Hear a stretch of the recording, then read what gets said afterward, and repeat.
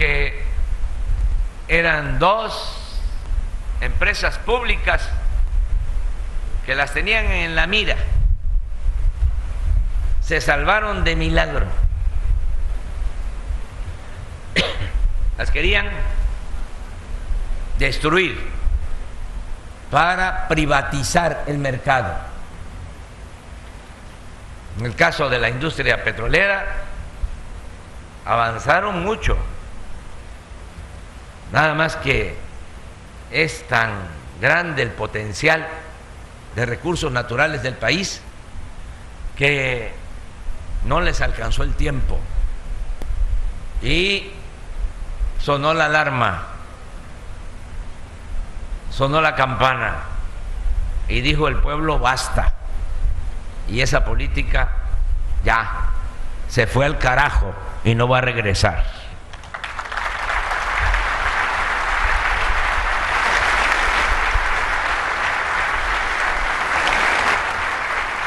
Pero hicieron mucho daño, casi destruyeron la industria petroquímica que se había levantado durante mucho tiempo. México tenía una industria petroquímica de punta, ejemplo mundial, y la destruyeron. Las refinerías, imagínense que en 40 años de política neoliberal no hicieron una nueva refinería, porque la política era vender petróleo crudo y comprar gasolinas. Es como si vendemos naranja y compramos jugo de naranja. Estaban las 6 refinerías en el abandono, ya con una capacidad productiva de solo el 30%. Llegamos y empezamos a invertir para rehabilitarlas y ya están produciendo al 65% de su capacidad, el doble. Y esto ahora que se precipitó la crisis económica y sobre todo la inflación y el aumento en el precio de las gasolinas, nos ayudó mucho, porque México es el país en donde menos aumentó, es más, no aumentó las gasolinas, ni el diésel, ni la luz. ¿Cuándo se había visto que la gasolina en México estuviese más barata que en Estados Unidos? Venían a la frontera a cargar los tanques de gasolina los automovilistas estadounidenses, y cuando fui a Washington y hablé con el presidente Biden, le dije: no vamos a cerrar la frontera porque somos buenos vecinos y van a poder cargar gasolina más barata en nuestro territorio. Por lo mismo, México es de los países con menos inflación, sobre todo en el sector energético. Nosotros tenemos una inflación en el sector energético del 0.6.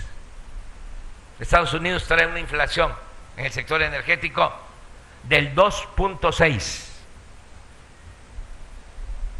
Tenemos menos inflación que Estados Unidos, menos inflación que Brasil, menos inflación que los países europeos en promedio. Y esto por el rescate de Pemex y de la Comisión Federal de Electricidad, porque llevamos invertidos más de 40,000 millones de pesos en la rehabilitación de las 6 refinerías que heredamos. Ya terminamos una nueva que, como les comentaba, no se hacía desde 1980 una refinería. La última que se hizo fue la de Salina Cruz, en Oaxaca. Ya estamos integrando toda esa planta que nos va a significar una inversión sin deuda, presupuesto público de 14,000 millones de dólares. ¿Y por qué no deuda? Porque también eso se debe saber. México es el país con menos endeudamiento en el mundo. ¿Por qué no nos endeudamos con la pandemia? Si se paró la economía. Me planteaban la misma receta de siempre, que pidiéramos crédito para darle a los de arriba, porque inventaron la patraña de que si llueve fuerte arriba, gotea abajo. Eso fue el FOBAPROA, que convirtieron en una crisis las deudas privadas de unos cuantos en deuda pública, en deuda de todos. Se rescató a los banqueros, a los grandes empresarios, y se le dejó la deuda al pueblo de México. Dijimos, no, ahora vamos a apoyar abajo, porque la riqueza no es contagiosa, no es permeable. Hay que orientar el presupuesto abajo, ayudar a la gente más necesitada. También quiero aprovechar aquí para hacer un reconocimiento a nuestros paisanos migrantes que se han portado al 100. Saben que el año pasado enviaron nuestros paisanos migrantes a sus familiares 52,000 millones de dólares. Y este año ya nuestro pronóstico, nuestra proyección es que se va a llegar a 60,000 millones de dólares de remesas, que van a 10 millones de familias abajo, y eso reactiva la economía, más todo lo que son los programas sociales y el aumento al salario mínimo, que llevaba 40 años sin aumentarse el salario como en el tiempo que llevamos en el gobierno. Todo eso nos permitió resistir la pandemia y los efectos económicos. Fue una fórmula completamente distinta, y no hemos aumentado impuestos, no ha habido gasolinazos, no nos hemos endeudado. Les presumo algo más: no hay devaluación del peso. Nuestro peso está por los 400, como se diría en el béisbol.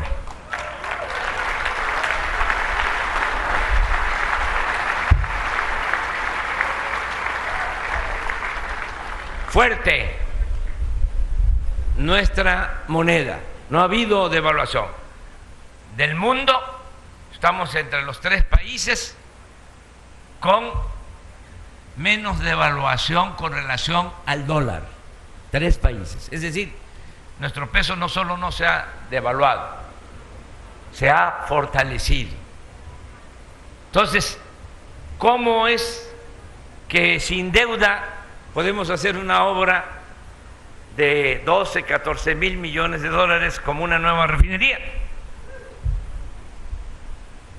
No permitiendo la corrupción, porque ahí está la clave de todo. se robaban mucho y por eso no alcanzaba el presupuesto. La corrupción hay que combatirla no solo por razones de índole moral, sino porque es mucho lo que se va por el caño de la corrupción. Si no hay corrupción, el presupuesto rinde, alcanza y no hay necesidad, repito, de aumentar impuestos, ni de gasolinazos, ni de endeudar al país. No solo terminamos esa refinería, compramos, le tengo que agradecer al presidente Biden porque nos los permitió comprar una refinería en Texas. Fallaron los expertos cuando la pandemia, empezaron a hablar de que ya no se iba a necesitar el petróleo, que ya los carros todos iban a ser eléctricos. Y la industria del petróleo empezó a deshacerse de las refinerías, porque supuestamente ya no se iba a necesitar la gasolina ni el diésel. Y llegó un tiempo, en el 2020, que habían en venta como 20 refinerías y había una que nosotros queríamos, porque cuando Salinas de Gortari les hablaba yo de que en 40 años no hicieron ni una refinería, cuando Salinas, pues sí, se hizo una, pero en Texas. Y miren el negocio. Pemex 49%. Shell, la empresa petrolera, 51% en Texas. Y todas las utilidades eran prácticamente para Shell. Pemex no ganaba nada. Entonces esa era la que queríamos. Y le dijimos a los de Shell, estaban vendiendo esa no, 2 o 3 distintas, también en la costa del Golfo de México, en Texas. Les dijimos, la que queremos es la de Deer Park y te compramos el 51% de tus acciones para que pase a ser una refinería de la nación. Y se portaron bien, nos las vendieron en $600 millones. Viene el aumento en el precio de las gasolinas. ¿Saben en cuánto tiempo se pagó? En 6 meses, con las utilidades. Y ya es de la nación, ya tenemos otra refinería.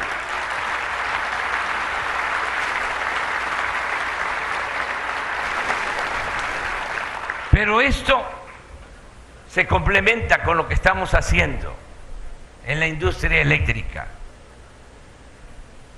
rescatando a la Comisión Federal de Electricidad, porque así como querían acabar con Pemex, con la gallina de los huevos de oro, así también con la Comisión Federal de Electricidad. Lo que aquí se dijo, y ustedes lo saben bien, se fueron abandonando las plantas, se cerraban plantas. Con la nueva reforma eléctrica se condicionaba a la Comisión Federal de Electricidad, no podía despachar, tenían que entrar primero las empresas extranjeras. Todo esto comenzó con Salinas, porque el presidente, como lo dijimos, López Mateos, nacionaliza la industria eléctrica en 1960, pero en 1978, no, 89, reforman una ley secundaria porque no estaba permitido por la Constitución. Solo la Comisión Federal podía dar el servicio de energía eléctrica. Así estaba. Y con una ley secundaria empiezan con Salinas a abrir el mercado eléctrico. Y luego avanzan y avanzan al grado de que ni siquiera dejaron a la Comisión Federal en condiciones de igualdad, sino le dieron la preferencia a las empresas extranjeras, Iberdrola de España y otras. Llegaron a declarar de que las hidroeléctricas no producían energía limpia, que no era energía renovable. Imagínense la energía que se produce con agua, que es completamente limpia, es un proceso mecánico de los vasos, de los embalses, pasa el agua, mueve turbinas, se genera energía y sale el agua. A la salida del agua, ahí está el pescado, ahí están los pájaros, porque no es un proceso químico, es un proceso mecánico. Pero estos corruptos declararon de que la energía generada con agua no era renovable, no era limpia, y se tenían las hidroeléctricas para respaldar a las supuestas plantas de energía renovable. Y lo mismo, crearon el mercado clandestino de venta de energía del llamado autoabasto, los Oxxos, que tienen que ver con la electricidad, pero resulta que sí están inscritos como si fuese una empresa eléctrica y por lo mismo reciben subsidio del gobierno, y el precio que pagan por la luz es mucho menos que lo que paga un consumidor doméstico. Entonces, hemos estado dando esta lucha en lo legal, se ha ido avanzando poco a poco porque quedó todo el aparato al servicio de estos intereses prácticamente intacto, sobre todo en el Poder Judicial. Pero ya logramos, porque somos perseverantes, de que se declarara como fraude a la ley el llamado autoabasto. Y ahora estamos invirtiendo, como aquí lo dio a conocer el licenciado Bartlett, en nuevas plantas de generación para fortalecer a la Comisión Federal de Electricidad. No les va a faltar el trabajo, desde luego es de más decirlo, pero no sobra, no van a haber despidos en la Comisión Federal de Electricidad, al contrario, como hay un plan de ampliación en creación de plantas, se va a contratar y a basificar a más trabajadores. Aquí está el ejemplo nada más. En Sinaloa,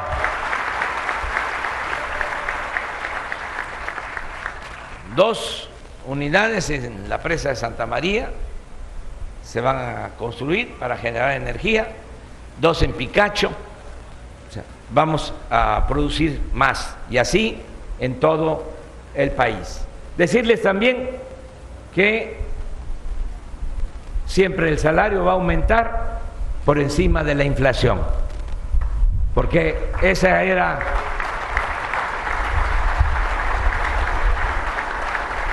Otra maña de estos neoliberales, da hasta vergüenza. Miren, cuando empezó el auge en China, decían, es que China está creciendo y se va a convertir en la fábrica del mundo porque es mano de obra casi esclava. El salario en China es muy bajo. En efecto, el salario en China en promedio era más bajo que en México. Pero esto cambió. Ahora resulta que, a pesar de los aumentos al salario que se han aplicado desde que llegamos al gobierno, es más alto el salario en China que en México. Pero no solo eso, el salario mínimo en México es más bajo que en Guatemala, que en El Salvador, que en Honduras. Esto es lo que hicieron estos corruptos que quieren y que creen que el pueblo está tonto. Tonto es el que piensa que el pueblo está tonto. Que quieren regresar. Se perdió en todo el periodo neoliberal como el 60% del poder adquisitivo del salario. Ahora estamos recuperando con los aumentos. Se ha aumentado el salario mínimo 70% en términos reales en 4 años. Y va a seguir aumentando para recuperar el poder adquisitivo de los trabajadores. En el caso de ustedes, también decirles que se mantienen las mismas condiciones laborales, no se va a mutilar el contrato colectivo, como se hizo también. ¿O no es cierto? Cuando llegué al gobierno, lo primero que me plantearon fue que se regresara al sistema de jubilación que se había mantenido durante mucho tiempo. ¿Qué hicieron en el gobierno o en los gobiernos neoliberales? Bueno, les aumentaron la edad de jubilación. Hice el compromiso con los trabajadores y con los dirigentes del sindicato y le dije al licenciado Bartlett, en la primera revisión del contrato, que regrese a la edad que había anteriormente. Y eso ya se cumplió. Y así vamos a seguir.